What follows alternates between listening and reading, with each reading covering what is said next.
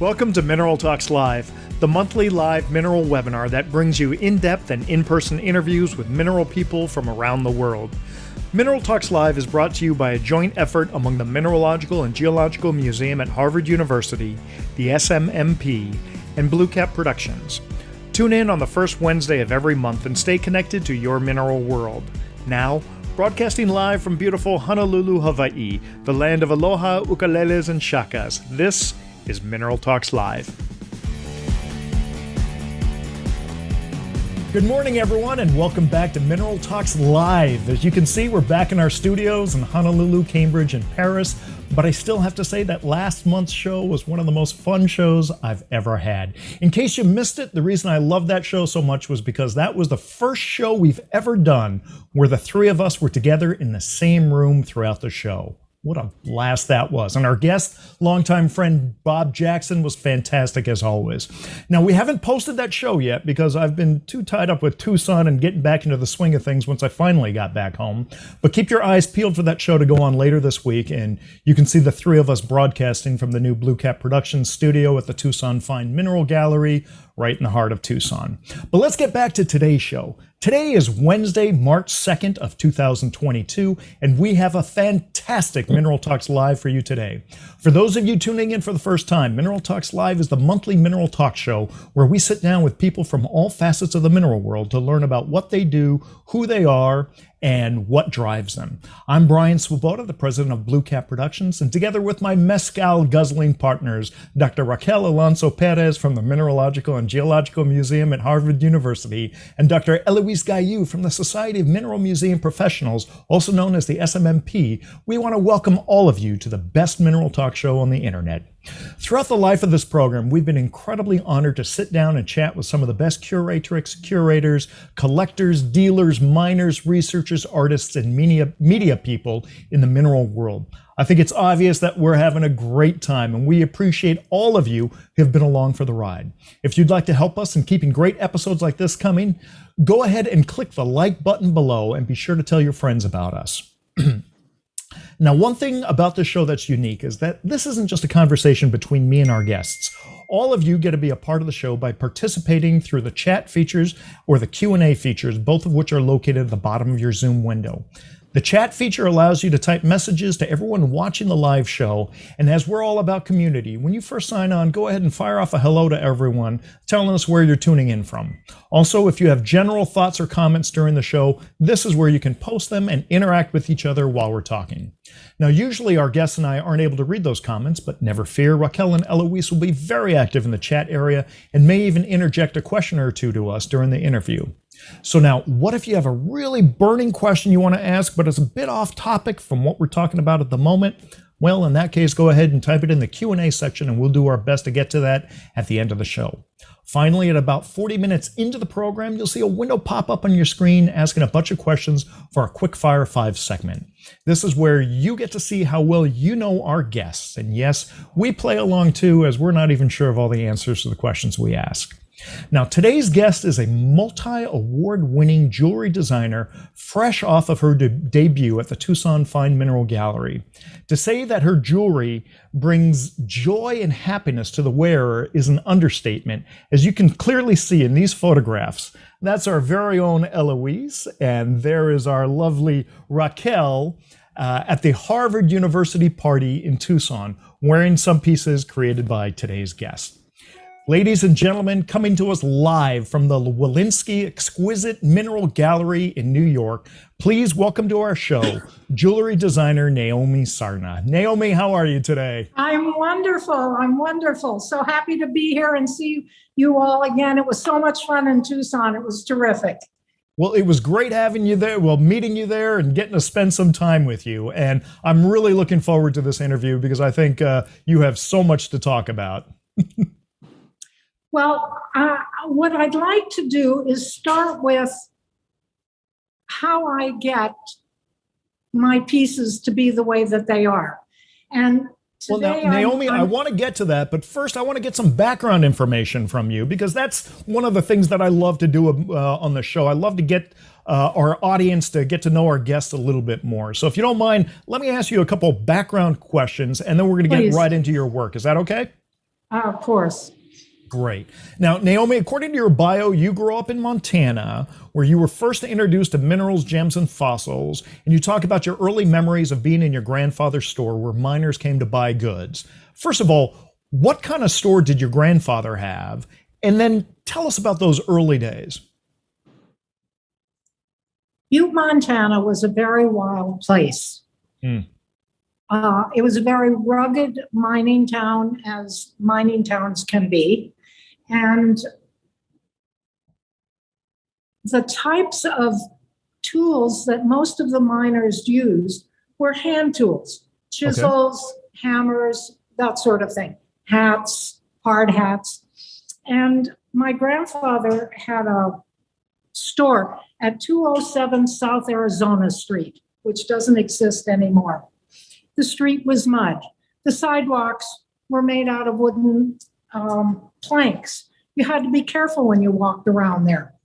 So people would come in and they would sit on the wooden nail kegs in a sort of a circle, and they would talk politics and they would talk about what they had found. And these were very rugged guys who had hands that were like horns. Everything about them was hardened and rugged from their work up in the mountains, scratching around, coming up with sapphires sometimes with very interesting small mineral specimens, that sort of thing. But it was always very lively. And then when they would leave, my grandfather would sweep the wooden floor with that green sawdust that I haven't seen in a million years. But I remember vividly the color and the aroma of it. So sure. I grew up with the aromas of machine oil and the green sawdust and miners who had just come from the mountains, their particular smells and stuff like that. I had a very not only visually rich upbringing there, but also certainly aromas. My grandmother was a fabulous cook, and one of the things that everybody ate in Butte, Montana were pasties, which were meat pies that the Cornish and Welsh and Irish miners would take like a calzone, only with meat in it, and sometimes they would put in potatoes or turnips or something like that. And there were a few places in Butte where you could go buy them for a quarter. And I would be sent out 5, 6 years old to go down the block to the Woolworths, where they had a little tiny stand, and you could get the pasties there and then bring them home, and everybody would enjoy themselves. Butte was a very, when I say rugged, it was not so easy to walk around. There were a lot of hills. So my grandfather and I would walk, he'd hold my little hand, and we would walk up to the mines, to the mine heads. Well, these things were like out of Star Wars, these gigantic scaffolding mine heads, and watch the miners come up from maybe a mile below. Sure. This was a huge mining industry, and it was said at that time that Butte was the richest hill on earth. Gold, silver, especially copper, and many of the mines were owned by the Anaconda Copper Company, and they extracted huge amounts and created tremendous slag heaps. I didn't know until I was much older that I was really raised in an incredibly impoverished and environmentally, dare I use the word, raped area. Sure, yes. For 50 miles around Butte, there was this ochre earth. I thought that that's the way it was. But what had happened is to fire to fuel the fires that created the heat for the smelters, both in Anaconda and in Butte, the forests were all wiped out. They just cut everything in sight. So there was tumbleweed there and nothing much grew. My grandparents had a little tiny plot outside their door. It was all black cinders. And when I said to my grandmother, how come you don't plant something there? She laughed because it was not possible to grow anything there. It was a that became one of the most polluted places on the planet, isn't that correct? The Berkeley pit, yes. What happened is that the Berkeley pit was one of the largest open pit mines in the world. And then in the early 50s, Anaconda shut everything down, stopped the pumps, and the pit filled up with, you might call it water, but it was liquid, with totally poisoned with heavy metals, arsenic, cadmium, stuff like that. Now, I thought it was interesting that the streets in Butte were named gold, silver, lead, copper, but there was nothing ever named cadmium. There was nothing named arsenic. And this is really, who would want to live on Arsenic Lane? No kidding. But this is what poisoned the Berkeley pit, and it's the recipient of the largest Superfund grant. They don't know what to do. They don't know how to separate the heavy toxic metals from the water, and it just sort of sits there. So this has been going on since the 50s. It's it's incredibly toxic. So now your grandfather, was it a kind of a general mercantile shop that he had? What kind of shop was it? Mostly tools, mostly hand tools. Okay. All right, so it was like a hardware store, hardware shop. Pretty much so. Pretty much so. So then what took you from Butte, Montana, and the way that you describe it is absolutely brilliant because you give us a real vivid picture of what it was like growing up there, and it feels like it's a Western movie. It was the end of the Wild West. Yeah, exactly, exactly. So from there, you ended up in Philadelphia, but I know that there were a few stops along the way. Tell us real quickly about that arc from Butte to Philadelphia. Well, I spent most of my childhood in Great Falls, Montana, where the world's tallest smelter smokestack was, also Anaconda. And when I was 18, I married a rabbi, and in a very circuitous way, we ended up in Atlantic City, of all places. And from Atlantic City, I would commute into Philly to the Pennsylvania Academy of Fine Arts because I didn't have any kids at that time. I was maybe 19 years old. I needed something to do. And I was driven to do something with my hands because from my earliest memories, the process of making something with my hands was elemental to me.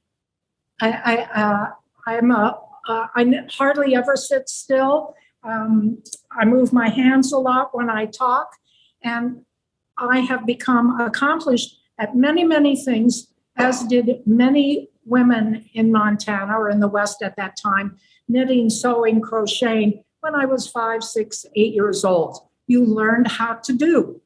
And so I had this wonderful opportunity to go to the Pennsylvania Academy of Fine Arts, which was the oldest art academy in the United States. And I had for 3 years a classical art training. It was like being in Paris. It was fantastic. Sure. So then we moved to New York, and at that point we had 2 kids and we separated, and I went on to create Montana Palace, which was an off-premise catering company. And I specialized in parties for over 1,000 people. Why did I call it Mark? Wait, yeah, I'm sorry, hang on for a sec. There's a disconnect here. You went from Butte to Atlantic City. To Atlantic City. You were studying at the Pennsylvania Fine Art or Academy of Fine Art. I've been around. That's for sure. A caterer. All right. I went from Butte to Great Falls, from Great Falls to I was in New Mexico for a semester or so while my husband was fulfilling his time in the Air Force. He was a chaplain in the Air Force. And then we moved to Atlantic City. And that's how I got in. I used to commute every day into Philly to go to art school. And then he got a congregation in New York City, which is how I got to New York, and had my second child here in New York. And then when we separated, I needed to earn a living, and I didn't want to be a starving artist. Okay, that was the missing link, because I was trying to figure out how you went from studying sculpture and fabric draping to catering, and it was a move of necessity. You needed to survive and create an income for yourself. Yeah, I knew a lot of starving artists, and I didn't like that look. But I knew I was a good cook. And so I started this food business, and eventually had really quite fabulous clients, including John Lennon and Yoko Ono and the Paul Taylor Dance Company and folks like that. It was a very New York experience, and I was well reviewed in the New York Times and the New Yorker, and it was like I say, it was a very New York sort of experience. And then it was very, very hard work. So simultaneously, I started going to I went into psychotherapy because I wanted to be a good parent. And interesting. These were sort of modern times. I didn't really know how to be the kind of parent I wanted to be. Well, nobody gives you a manual. You have to figure it out on your own. Yeah, it was puzzling to me, that's for sure. But during the course of my own therapy, I thought, this is something I can do. And I always wanted to be of service to people. From the time I was 8 years old, I was always doing some kind of volunteer work that I thought would be helpful. So here I thought, okay, I can be a therapist and help people.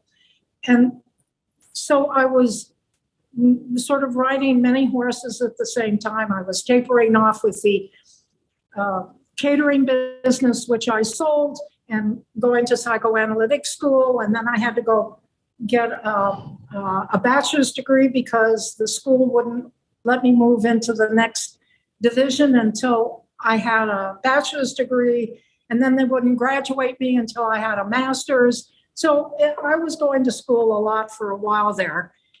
And then I had my practice for for maybe 30, 35 years, something like that. But all the time I was still doing things with my hands. And maybe once a year I would send myself to camp. And during one of these camp adventures, I went out to Alan Revere's school in San Francisco and spent a week with Vern Munsteiner. Oh, and famous man. That was a very fabulous experience because, as you can see, I don't carve the way that he does. Right. But what he taught us was open your mind. Here's a crystal. It's got a lot of so-called inclusions in it. Aren't they beautiful? And I thought, wow, these are fabulous. And I had the freedom. He gave me the freedom to carve any way that I wanted.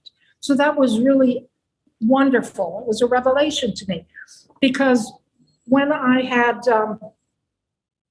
in between some of these little camps, I spent a couple of weekends with Stefan Kotlowski up in Beacon with his wonderful family, learning how to facet. And so I learned about light return from that experience. But faceting for me was a lot of straight lines and flat planes. And I wanted to do something more than that. But I had been inhibited because somebody said, oh, don't carve too much. Don't grind away the precious material.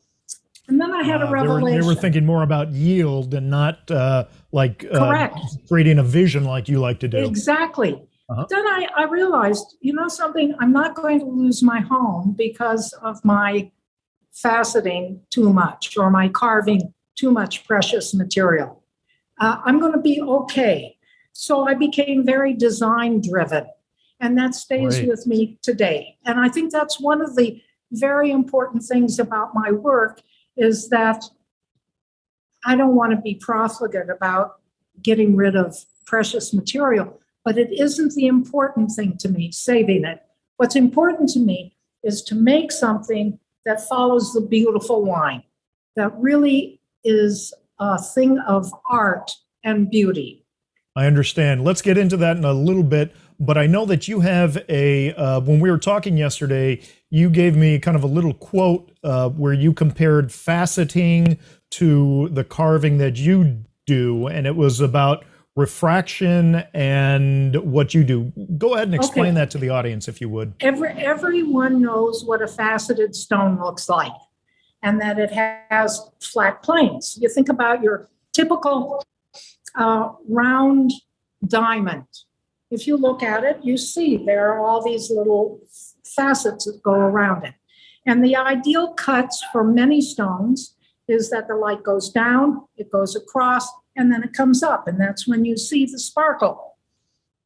That's interesting. And learning that was very useful to me, as I'll explain further when I'm showing my pieces. Now, someone like Victor Tuzlakov, who's the world's most fabulous faceter. Incredible. He showed some fantastic pieces at Tucson this year. Unbelievable. And what is he interested in? He's interested in light dispersion, which is a different thing. How do you split the light so that you get a myriad of colors, the full range of color, instead of just perhaps a white light coming up? And that was also very, very informative to me. What I do is I take the light and the color and I distort it. So the back of my pieces and the front of the pieces work together to create something that doesn't really exist. You see it, but it isn't there. It's not in the carving. It's in the interaction between the front and the back, the sides, or whatever, with the light jumping around. Yeah. Now, it's very apropos that, and perhaps that really guided you being a psychoanalyst in what you're doing now, because that being a psychoanalyst really helped you understand people. And to me, the core of people is really the stories that we all have and that we share with each other. Now, each one of your pieces has a very strong story behind it. And I think that's one of the things that just fascinates me about your work. So I want to get into that individually as we start looking at some of the pieces. But before we do that, I'd like you to talk a little bit about your process. When you first see a stone, how does that resonate with you? How does that speak to you? Do you immediately see what it wants to become? Or is it something where you recognize the potential and then you sit on it until the idea comes to you, or until the stone speaks to you, where you can finally go ahead and start working on it? Most of the time, the rough material jumps into my hands. Okay. And I'm going to show you one piece that won an AGTA award. This is an almandine garnet. Let me see if I hold this up. You can see it on the white background a little better. Can you see that? I'm going to pull up a photograph of that same piece. I want you to continue holding that up, because when we're done looking at this, I want to go back to seeing the live photograph, the live image of it. But go ahead and talk about this piece. Okay, this piece, it's quite large, as you can see, but it had a crack. And I looked at that crack and I thought, this is the gates of the mountains. The name came to me immediately. And when Lewis and Clark, on their voyage of discovery, were in Montana, going up the Missouri River outside of Helena, Montana, there's an area where the mountains come right down into the river. And as you're going up, it appears that the mountains are parting and then closing. It's a very interesting optical illusion. So they called it the gates of the mountain, And when I saw this almandine garnet, I knew exactly what I was going to do with it and how I was going to create the illusion of opening and closing. So there are actually 4 layers on this garnet. There's the front, there's the back, there's the way that I opened up the crack, and the underside of the top part where the crack is. So it it's just, it was magical to me. I mean, I didn't even have to think about it. And that was so, Naomi, the crack really kind of guided you truly to what that wanted to be, more so than the color. Oh, well, the color was nice, but the crack was very compelling. The crack defined it, yeah. And then after I got the piece pretty well carved, that's when I start to play around with the color and light distortion. And knowing the what the ideal what's the word I'm looking, the ideal angles of this piece would be if I cut it in a regular faceted way becomes very important to me, and I tweak the angles of the lines that I have carved front and back so that then I get maximum amount of light and color return. And the front and the back then begin to interact with each other. I'm showing you the front. This is the back. They're not going in the same direction. And yet there are places where they sort of wiggle around each other. So you're not completing the front first and then working on the back. You're almost working on them simultaneously to see how they interact with each other. Always turning, always moving, that sort of thing. Interesting. So it's truly a 360-degree process where you're carving, and every move that you make on one side affects what's going to happen on the other side. Absolutely. And when I have, if someone shows me a piece of rough that, let's say, is a sawn block, it does not move me at all. I have a very hard time with 100% clean rectangular material. Well, there's nothing there to speak to you. It's already been modified by man to be very, very generic. And so yes. I can't imagine that it would speak to you unless there was an incredible inclusion, in which case I think you would find something in it. That's exactly what happens. Now, one of the things that I like about quartz is the conchoidal fracturing that quartz has. And when I see quartz, here, I'll just grab this one piece. Boy, this is an exciting piece to me. Look at all those, fracture lines from the cobbing. It's clean material, but the shape of it is all over the place. And I feel very excited to have this piece of Rose de France amethyst because it's speaking to me. It's saying, go here, go there. I love it. Now, Naomi, earlier in the show, I brought up this image, and that is Eloise. She is a passionate opal person, and you happen to be wearing the same piece right now. Talk to us about that piece. Well, this piece of Mexican fire opal, I kept it for several years because I wanted to see, I wanted it to be dry. I wanted to see if it was going to crack. Sometimes this material is very fragile, and but while it was resting, I'll put it that way, I came to know it. And it's not one of my deep carvings, but it is carved front and back. And you can see in the picture, the back, I've got a reflector on it, and the piece as an art object needs to be finished. So it has this beautiful engraving on the back. It's really a work of art that you can wear. But when I started to carve this, I have to say, I kind of went into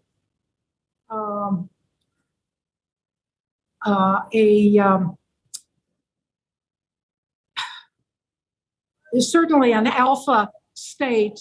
I was mindless. So it was almost, you were almost in a trance. I was in a trance. That's exactly the right word. I was in a trance carving this. And it's not deeply carved. It was carved the way it wanted to be. It was easy to stop. I had a few problems on the back, tweaking the angle so that I would get the light to come back and interact on the front. But for the most part, this was really easy to do. It just wanted to be that way. And then when I set it, in the photo, you can see better. This has a few hundred multicolored stones. I don't know if you can get up tight on that. Yeah, on my website, you can see all of the stones. These stones were the colors that came to me. Laying out the colorway on this piece was so easy because they all appeared to me in this orange fire. It was kind of complementing the heat of this wonderful piece that I've called Fire Empress. Now, I happen to be a very devoted follower of APOD, the astronomy picture of the day. And when they post the sun with the solar flares coming out, I think it's incredibly wonderful. And at one point, early on, I was one of the 2 corporate sponsors of APOD, which is a NASA-supported site. And I look at the heavens frequently, and I get a lot of inspiration for them, for my pieces. And that's how this piece came to be called Fire Empress, because at that time there were these huge solar flares going on. Well, now, Naomi, your attention to detail is fantastic, because on the Fire Empress, if you were to look at the clasp, it's an incredibly beautiful clasp, and it echoes the kind of the pavé stones that you have circling the opal. And what are those? Are those different colored sapphires? Multicolored sapphires and diamonds. I'm addicted to colored diamonds. And my clasp took me years to create, going through various iterations. And then, of course, as an important jewel, the clasp had to be embellished. So I took the same colors from those surrounding the fire opal and on the bail here, and put them on the clasp. Well, I used color quite a bit in subtle and then in more extravagant ways. For example, the bracelet that I'm wearing is completely carved quartz crystal. That's it. Sophisticated lady. And Sophisticated lady. That name also came to me very suddenly. It's 18 karat white gold. It does not have a rhodium plating on it. So it's kind of, because it's the palladium 18 karat white gold, it has a kind of lavender tone to me. And I put in very, very pale pink diamonds, which warm the piece up. If I had put in white diamonds, it would have been a chilly piece. But this way, it's very subtle. I wouldn't tell. I couldn't tell by the picture that there are pink diamonds. But now that you explain pale very pink, pale. Yeah, exactly. But definitely a warm color that really makes a difference. Mm-hmm. So, yes, hello, my name is Naomi Sarna, and I am addicted to colored stones. It's a problem sometimes. Well, I'm going to go on to another one that I saw in Tucson that was absolutely fantastic. But before I do, Eloise has her microphone off. So on her behalf, I want to thank you for donating that opal necklace to her private collection. I can turn my microphone on. Thank you very much, Naomi. This is lovely. I will send it overnight. Oh, that's perfect. That's perfect. I know. I will be there to receive it. No worries. Anytime. I will be happy to send it overnight. Great. And I'll tell you, some of the photographs that I took when Eloise put that on in Tucson, you could just see her eyes were like saucers. It was the most adorable thing. She was so blown away by it. So, Naomi, thank you for letting her wear that. It was a pleasure because I like my work to be enjoyed. And when you put on a serious jewel, it feels good. Yeah. It's really thrilling to put on something like this or to wear the crystal bracelet. Belle Perron would have loved this. It was important jewelry to me should be worn and enjoyed. Well, it's designed to be worn, so absolutely. Yeah. Truly. Naomi, I'm going to take a side jump away from jewelry for a second so that you have time to talk about this piece because I think it's a stellar piece and it's got an incredible story. Okay. Here I am carving and I'm along. actually going to put it in motion here. Oh, wonderful. Fantastic. I'm going to pick it up. I've got all the fun tricks here at the studio. I'm so happy that you have that video. And not only do I want to have the video here, I want to show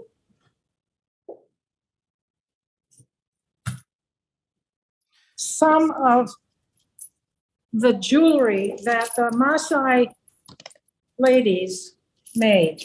Now, this has my name on it, but they can't read, so it's backwards. I can see on the screen, you can read it Naomi, but in actuality, it's backwards. And this is very precious to me. I was asked to carve a piece of tanzanite for an international competition. And it turned out that there wasn't anything available in New York at that time. So I was asked, would I go to Tanzania to the mines? And I said, me, go to the mines? How wonderful, immediately. And while Get out of my way. Would I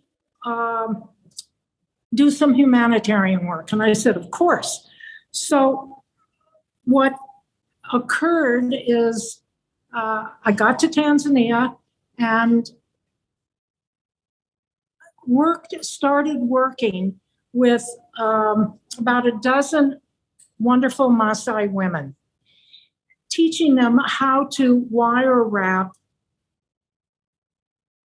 tanzanite that they were allowed to pick up because tanzanite is found only on their ancestral lands. Mm-hmm. And this occurred because Haley Henning and Tanzanite One, and at that time, Tanzanite One was producing a lot of material, but lo and behold, they didn't have anything that was quite right at that moment. And I started to carve a piece that was a sceptered tanzanite. I said, please don't make me carve this. This is a sin. And they said, this is all that we have. There was a time element here, and I started to carve it. It was a nightmare. But then a couple days later, this wonderful crystal that you can see, I'm wearing one of my Maasai necklaces there, this wonderful crystal showed up, and I began to carve that. Now I'm carving it in a room that is full of concrete rubble, using a flashlight, and hoping that all would be well. Eventually, that crystal partially carved, because it had to be exported as an art object, not as a specimen. as a So mineral specimen. it eventually came to New York, and this is what occurred. Now, this is not, this was a very difficult piece to carve because there are cells in it that have liquid. And the liquid is a type of sulfuric acid. It smelled awful. It peeled my hands. It was not easy to carve. And there are calcite inclusions in it. So we have different hardnesses and softnesses on the material. And tanzanite also is delicate. You don't want to heat it. It says ouch, and then it makes a rainbow fracture. So carving it was very interesting. I ended up using a lot of Cratex wheels to carve it and eventually to polish it very, very carefully. This won a first place at the AGTA Spectrum Awards. And the base is a part of what I felt when I was over there as the wind came down the mountains. It just felt to me that this was the right base. This is maybe the second or third base that I've made for this piece, because these pieces need to have the right setting. Exactly. So, no, it's a very dynamic base. It shows almost a vortex-like design. True. So when you're describing it as the wind coming down off the mountain, visually, it makes perfect sense. Now, one thing that's very important about this is that I have dedicated the profits from the sale of this piece to the Maasai for eye care, because one of the things that I noticed when I got to Tanzania is that none of the Maasai were wearing eyeglasses. And it was obvious that they had a great deal of eye disease, cataracts, and all sorts of things. Now, where would you be if you couldn't see? I don't know if you wear glasses or contacts or, well, yeah, I mean, that would be the end of our lives, basically.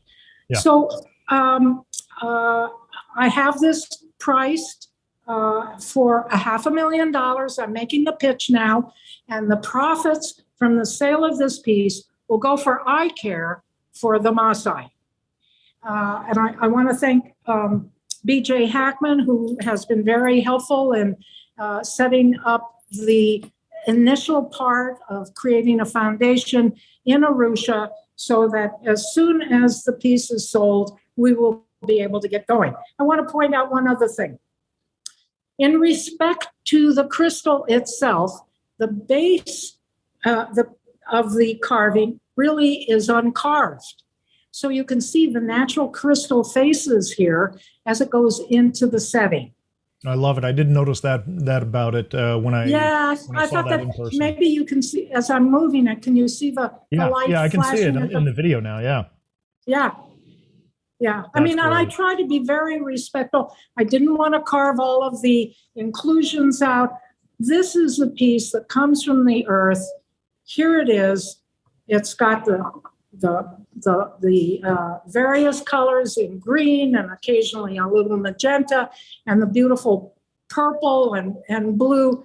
It's a really magnificent piece that I hope goes to a new home soon.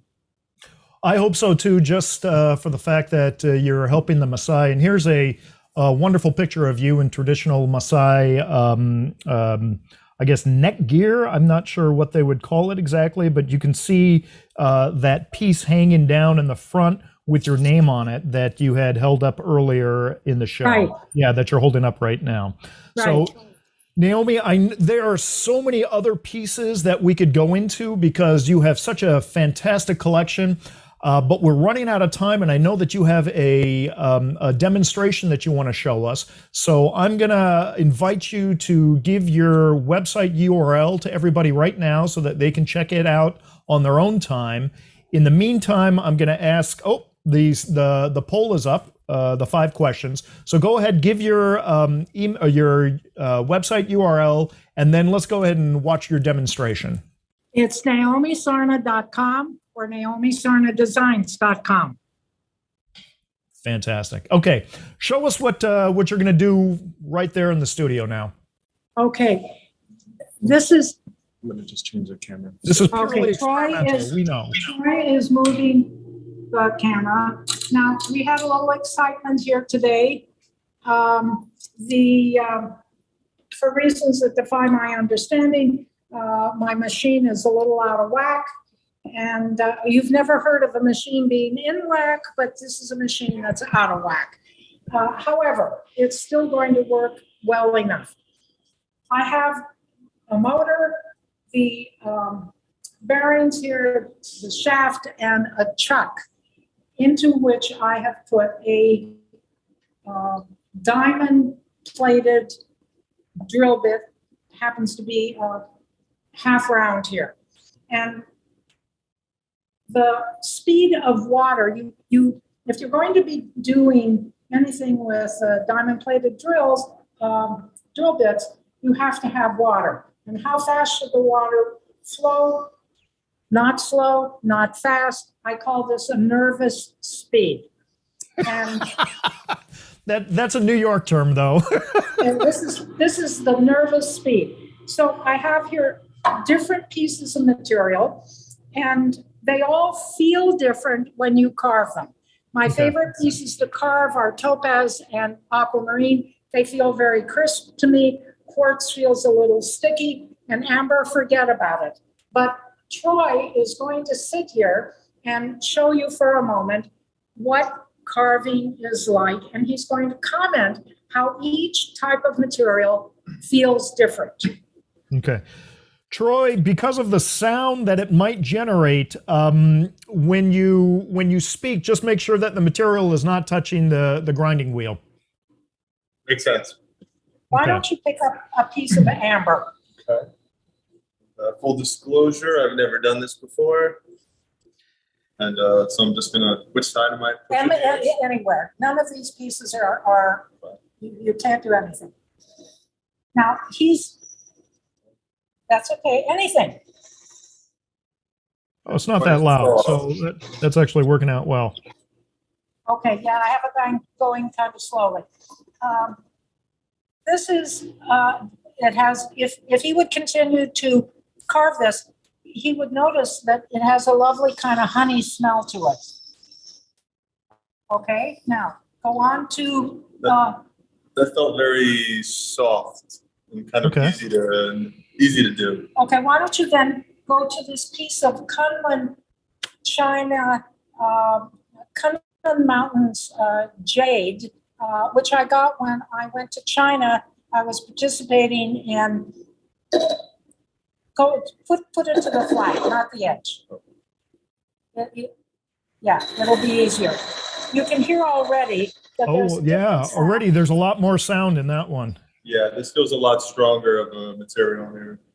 Okay, so China has pretty well used up its Kunlun Mountain jade resources. I was lucky to get some pieces. And I was also very fortunate to win a couple of awards there, which were, certainly highlights of my life. Now, here is, what is this? This is like a holly blue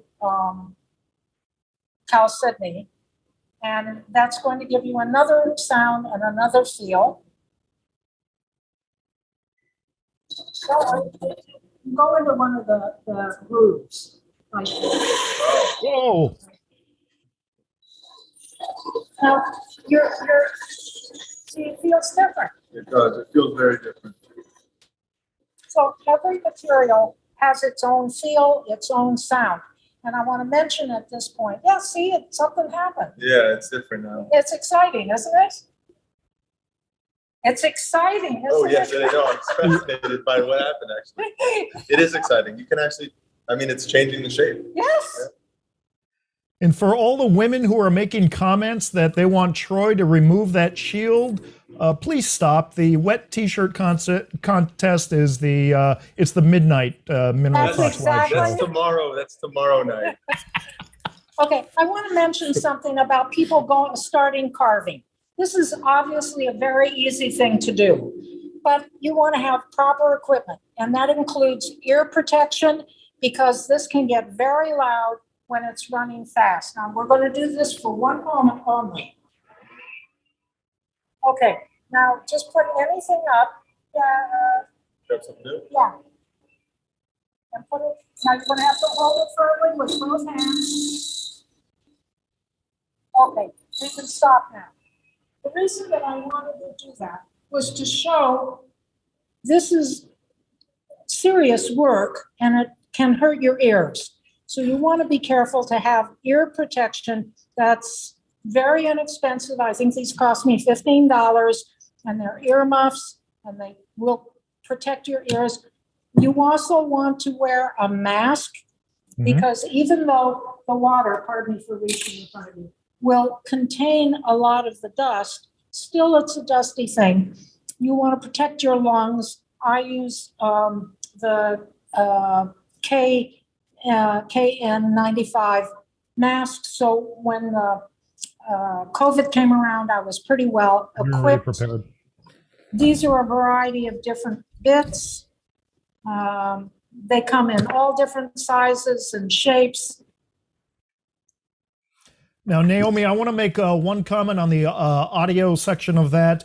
When Naomi turned up the speed of the drill, it didn't sound like it was getting louder, but what was going on was Naomi's iPhone was registering that as background noise and doing a noise cancellation. And so you didn't hear the sound go up, but when she started talking, her talking was a lot more muffled. And so it was basically the iPhone bringing the sound level down, treating everything as background noise. So although it didn't make an impact to those of you watching, it was actually, in fact, much louder than when it was at a lower speed. Well, take my word for it. This is dangerous, and you can develop all sorts of hearing problems if you don't take good care of your ears. Absolutely. Safety first. Please. Would you like to Shall we look at a few more pieces that have stories? Yeah, I think we have time. We're kind of getting close to the hour mark, so maybe we have time for one or two more pieces, and then we're going to go into some Q&As. Oh, this is a fabulous piece I know you're going to show here. Thank you, guys. Because this was one that I had shown earlier, and we had a very, very happy Raquel wearing that. And if I may jump into a closer photo, you call that the New York skyline or something like that? New York City skyline. There you go. At the end of the show, several years ago, a dealer ran up to me and said, "Buy this." And I trust this dealer a lot, and I bought it. And I looked at it and I thought, this is not something I can carve. It would have been a sin to carve this piece. So I kept it around for a few years and maybe offered it to sell it to someone that I thought would be able to incorporate it as is in their work. And then one day I looked at this thing and I thought, this is what I'm going to do. And I put it in a platinum and diamond setting. It has not been carved. It's a pristine crystal, and it immediately became the New York City skyline. So I'm in the process of setting several other mineral specimens. I have a beautiful Brazilian etched almandine garnet that, you know how it has those terraces. I love this stuff. These are works of art from the earth, and all they require is for me to make a setting for them so someone else can enjoy them. This got a lot of attention at the show. That's a fantastic piece. Naomi, I'm going to jump to ask you, go ahead and talk about that one that you were just holding up. Okay, the reason I'm holding this up is because it shows, I don't know if, let me see if I can turn this so we get a little Now, this is not pop art, but if you are able, you may be able to see how the lines wiggle. They are interacting. Can you see that? Let me try one more.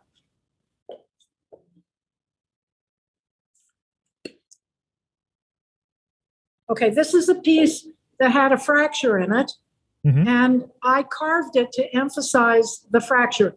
This is on my website or YouTube. Now you can see right there is the rainbow, but whatever you see, this looks like a lava lamp as it turns, because the front and the back are interacting with each other. Can you see that? It is on my website. It's on your website. What do you call that piece, Naomi? This is called Rainbow Morganite. Rainbow Morganite. Yeah, because most people would carve or cut the rainbow away. Oh, that's fractured. It's no good. I looked at it and I saw a thing of beauty here, and tried, as I have tried with everything, to create a line of beauty and something that would be really kind of special. You find the imperfections and make it perfection. Yes. Well, rutilated quartz. Somebody once said that. Oh, I know, one of your favorites. My big topaz, they saw this as full of inclusions that were undesirable. But guess what? This is a rutilated topaz. It's a very rare stone. And the rutile in it, to me, is very exciting. So I carve quite a bit of rutilated quartz, and sometimes things work out well and sometimes they don't. This in the photo that's on the screen, let's go back to the photo for a second. In the photo that's on the screen, you could see the rutile in the right-hand side there. That's in that little peninsula. You can see it mostly here, because I made a point of saving it instead of carving it away. It's over there. Here, it's really more like this on your photo. So you can see the beautiful rutile at the tip there. Absolutely. But here's a piece that went to Germany for a competition and arrived in 3 pieces. Oof. And because what I believe is that when a piece has a lot of rutile in it in a certain area, it becomes fragile. So it went over there, it arrived in 3 pieces. When it came back, I looked at it and I took the top and recarved it and reset it into this rutilated quartz blossom on a bronze base. We haven't got the video up for this yet because it's pretty brand new. I finished it just before Tucson, and I love the colors that the bronze came up with. I was heating it, and here we go with this beautiful reddish color that just, to me, looks perfect with this lovely rutilated quartz blossom. It's so fantastic. I like inclusions a lot. We dropped your video. There we go. No, well, that's me. Naomi, I've got one other piece I'd like you to talk about, just because I think this is just a stupendous piece, and I love pearls. So I think we might have lost her. Yes, she's gone for... Okay, hopefully she'll tune back in. But this is another piece from Naomi that is, you can see the clasp there, and the clasp is very reminiscent of the clasp that we saw on the opal necklace there. And so it is a common design theme. Those are probably colored sapphires in there, but also just an incredible piece. And here's what the piece looks like on a black background. It looks, I'm guessing maybe that's a morganite in the center, and matching colored pearls all around. So it looks like Naomi is coming back online right now. Her microphone is turned off, but as soon as we get the microphone back on, maybe she can talk to us a little bit about this piece, tell us what her inspiration was, and confirm what the materials are in that piece. Naomi, can you hear me? Yeah, can you hear me now? Yes, I can hear you fine. Tell us a little bit about this piece. Okay, this is an almost 90 karat GIA certified natural pink topaz, a very rare stone. Okay. There was a dealer who came to Tucson from Afghanistan, and I bought a number of pieces from him, and I made a point of being his first customer on the very first day. And he regarded this as a wonderful thing, and I considered this always a blessing because he would pull stuff out of his pocket and hand it to me. And this was the last piece that I purchased from him. It was just a remarkable piece. I mean, where do you see a 90 karat natural pink topaz? So I took it home and I started to carve it. Well, it didn't want to be carved very much. Mm-hmm. So I would set it aside, come back to it a few months later. And finally, what I saw originally was a rosebud. But it just didn't go in that direction. And then I went to China and I saw all these beautiful camellias that were blooming when I was there for the Chinese jade carving competition.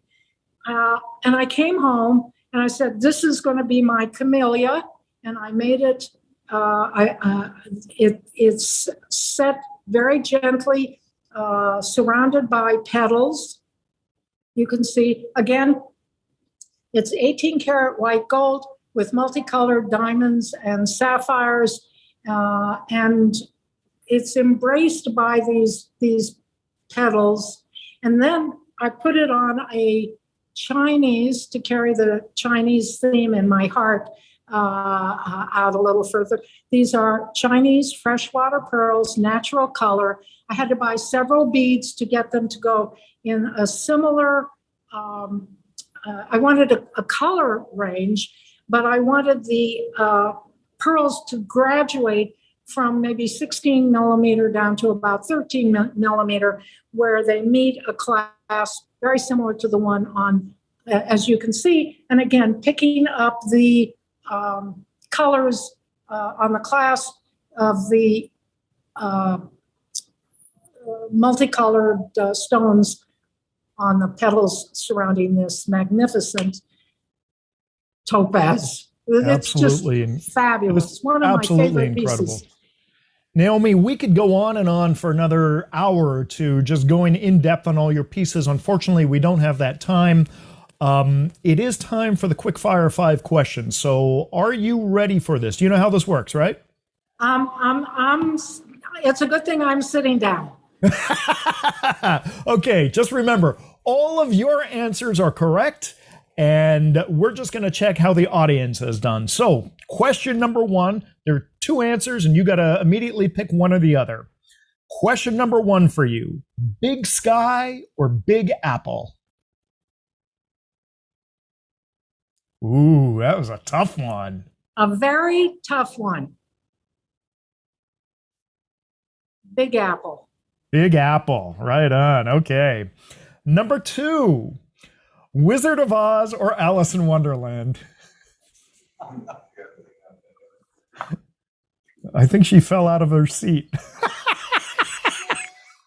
This is my original copy of, and the source of a lot of my inspiration. You can see a lot of those lines are the Art Nouveau that influenced me greatly. I have the 16 original Wizard of Oz books. Naomi, let me ask you a question that's a little bit off. The artist who did that work was John Neal. He was the one who did all the illustrations, not the first book. The first book was done by W.W. Winslow, but he did all the illustrations from book 2 to 13 or 2 to 14. He also he was born in Philadelphia, and he also happened to go to school at the Pennsylvania Academy of Fine Arts. Was that any kind of influence in your life in terms of going there? I didn't know about that when I started going to the academy because my first sculpture teacher, Evangelos Frudakis, said, go to the academy, and I paid attention to what he said. Okay. But they had all sorts of his paintings. The galleries were full of Art Nouveau style. Yeah, it was, and so that was very influential. So, and if people don't know, it was that Art Nouveau art that really kind of guided Naomi's vision and a view of what she wanted to do with her work. Yes, so, that's the beautiful interesting line. Side note. Yeah. Okay, for question number 3, I'm going to go back to a visual here, and this explains why I'm asking the question: opal or aquamarine? These are very hard questions. These are not fair questions. No. I didn't say it was going to be easy. Jeez.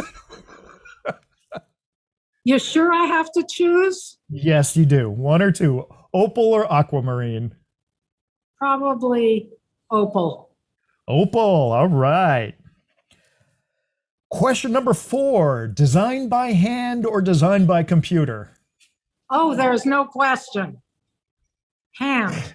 I know. Trumps it all the time. And the final question, are you ready for this? Are you seated? I'm sitting down. I'm holding on tight. Okay. Final question. Tango or cha-cha? I love cha-cha, but tango is my heart. Tell everybody what you pack in your suitcases every time you travel. I always travel with my tango shoes, no matter where I go in the world. I love Argentine tango. It's a wonderful art form for me. It's beautiful. Now, I actually wish that I had that information prior to our conversation yesterday, because I know that I missed out big time on the tango in Tucson. So you're going to have to promise me tango in Tucson 2023. Well, you better watch out. You know, it's a close embrace, kiddo. All righty, let's do it. Okay, Eloise, do we have, who's doing the answer today? Is it Eloise or Raquel? I'm here. I can do it. Fantastic. Okay, question number 1. Big Sky or Big Apple? After a little bit of consideration, Naomi went with Big Apple. What did our audience say? Big Sky was most of the answers. Big so Sky. Wrong. Well, I mean, it was a struggle for Naomi, so you can't blame them for not getting that correct. Question number 2: Wizard of Oz or Alice in Wonderland? Obviously, Naomi did Wizard of Oz. Alice in Wonderland, but it was 52 versus 48, so a lot of hesitation here as well. Pretty close. Okay. Question number 3: Opal or aquamarine? Well, this time the audience didn't hesitate at all and chose opal. Opal.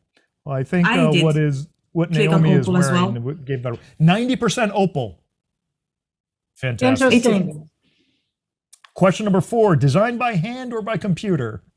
Of course, by hand. That was 99%. Who is the person who went it by computer? Who is that person? Seriously. I don't know. I just Raquel, come on. And the final question: tango or cha-cha? And we got it right with tango. Wow, fantastic. 3 out of 5. I would say our audience knows Naomi pretty well. Raquel, what kind of question and answer questions we have for Naomi right now? Naomi, we had so many questions, compliments. The chat was always busy. So everyone wanted to know more and learn more about, we learn a lot on how you do it, but congratulations. That's one of the main things from the chat. But in terms of questions, there were a few about what kind of machinery do you use? The machine that I have was built for me originally by Lou Wackler. But the first machine that I got was a carving arbor from Diamond Pacific.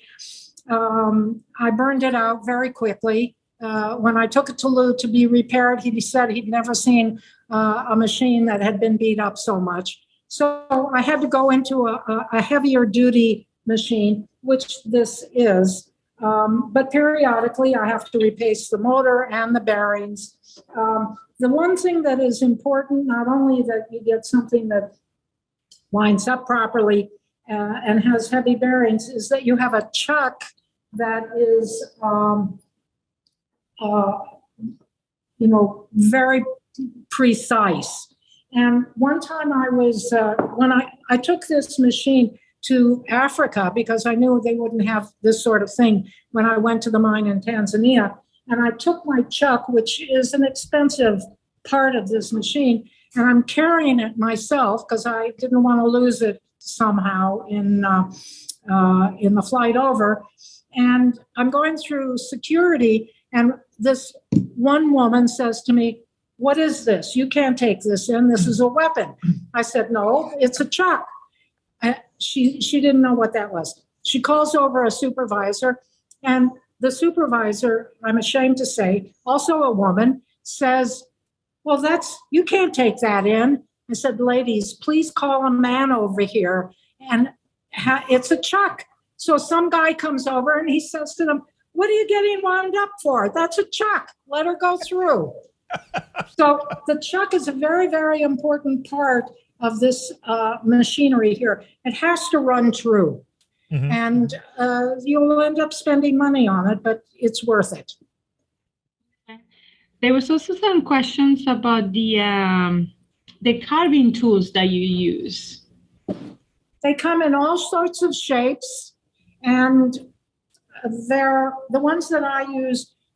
These, for the most part, I got when I was in China, but there's a company, Lasco or Kingsley in Michigan.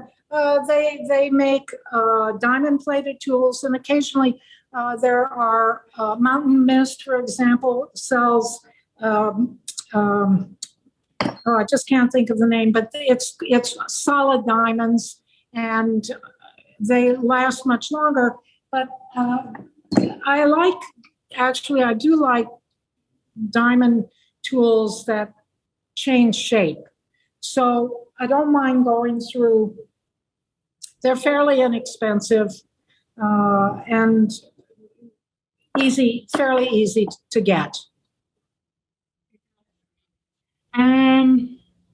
In terms of the bases, some of your pieces like the Tanzanite and the Morganite, the question was who made the bases and what kind of I make 100% of the bases. I do 100% of the carving, and my bases may be sterling silver, as the Tanzanite is, or they might be bronze, because I'm really very much enjoying right now the way that the bronze colors up, and it's to me it's very, very complimentary.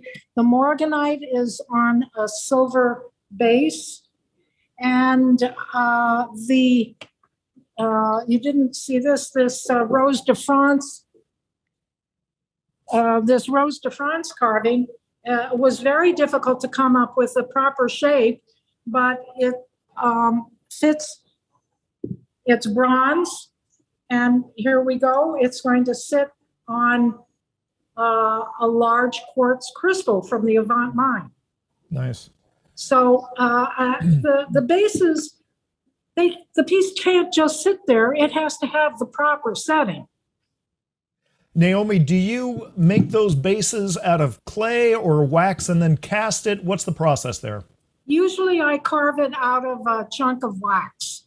And then okay. I might use a wax pen and texture it. And then afterward, I'll go over it with, again, these diamond bits, because they give it a very interesting finish. Now, on the Tanzanite, you can see what I call sort of my crystal finish. It has a sort of sheen to it. Nothing is highly polished. I don't like that look. And I feel it's not right with my pieces. But here you get different light and dark. The way the light works on it is much more interesting, because I went over it with a diamond bit. Do you have a preference between creating a piece for a stand, or is that based on size compared to making a piece to wear as a jewelry? Yes.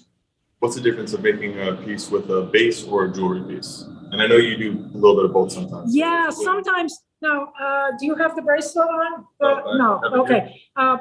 Troy here has he's wearing a Guatemalan jadeite bangle that I made that he loves. And that has a base that's a huge quartz crystal, again, from the Avant mine. And I thought that was a very interesting way of presenting this particular piece as both an art object and a wearable jewel. I have a peridot that is over there and wrapped up. The peridot fits into a silver base and can be removed in its gold setting to be worn as a pendant. So I like this kind of versatility. The New York City skyline, again, this will come with a base, so it can be an art object. And also, I've got it on back. Yeah, also has the loops so that it can be worn as a pendant. You know, how versatile can these pieces be? That's why one of the reasons why I make a point of finishing my pieces front and back as much as possible. Now, these pieces, I don't have a base for this. This to me is a meditation piece. You want to hold it a lot. Mm-hmm. And this piece, I'm going to quote Jeffrey Post from the Smithsonian, who said he didn't want to take his hands off of it. Mm-hmm. My pieces are finished so that they feel so good in the hands, whether they're a jewel or an art object. I love that. It's a very functional art form that you're creating, where it begs to be either worn or it indulges that tactile feel that we all have, where we need to touch something. That's right. I made these with my hands. I want them to feel good, whether you're wearing them or just holding them in your hands or looking at them. I have two more questions if we have time. The first one goes back to the garnet raft that you showed at the beginning. Do we know where it comes from? This garnet actually is it's in a book about South African gems. This came from South Africa. I want to say Rand. No, it's not. I've forgotten the publishing house, but it's South African gems, and that's where it came from. Thank you. And then the last question, sorry, I lost my window, is from Vivian Gornitz. As you work on a piece, does your design ideas change as the stone takes shape? Do you modify your carving as the piece evolves? When I start carving a piece, I know pretty much what I want to do. But there is a certain point, for example, this river wind, which I regard as one of my finest carvings, and the video of this is on my website. It took over my mind. I would go to sleep and dream about it. And when a piece does that, I know that it's a good piece. It becomes, I don't want to say that I am the maker here, but I do feel that I'm kind of a conduit at that point. Something is occurring at a very sub and unconscious level that allows me to do whatever it is. I can tell you that most of the time, I do try to make the piece as tall as the crystal, as wide as the crystal, and as deep as the crystal, that I got originally. So when I finish carving this piece of Rose de France, it's going to be approximately the same dimensions as it is right now, unless a catastrophe occurs like this, and then I have to figure out what am I going to do with this. But for the most part, I respect the crystal, and I bring forth what it suggests that I do. So for that particular piece, do you know already what you are going to do? This piece, Yes. if you, it's going to end up something, I mean, it's already suggesting right here, go here, carve down here. I know that that's going to be a deep thing, so that we'll end up then with 1, 2, 3, 4 surfaces that will interact as this piece of Rose de France did. This is really quite deep. You can see my whole finger is inside here. And then on the back, there are these deep divots that are about this size, because this was the tool that I used. I don't want to get it up close, it'll scratch it. But this is the size of some of these divots that create optical lenses that then interact with the deep carving here. And you'll see 2 or 3 of my other amethyst carvings I've carved in to get that interaction. And what I say to myself is, do I want to carve deeper? And then it says, yes, carve deeper. And I go deeper. And you'll see in the Shy Girl is a citrine that I carved not long ago, and it goes in quite deep and has a variety of ways of interacting, front, back, inside, outside. Naomi, I know we are over time, but 2 more questions came in. I think they're very important. All of the questions are important. I'm so excited. Okay. Great, thank you. So one is from Sandra. How many years have you been cutting gemstones?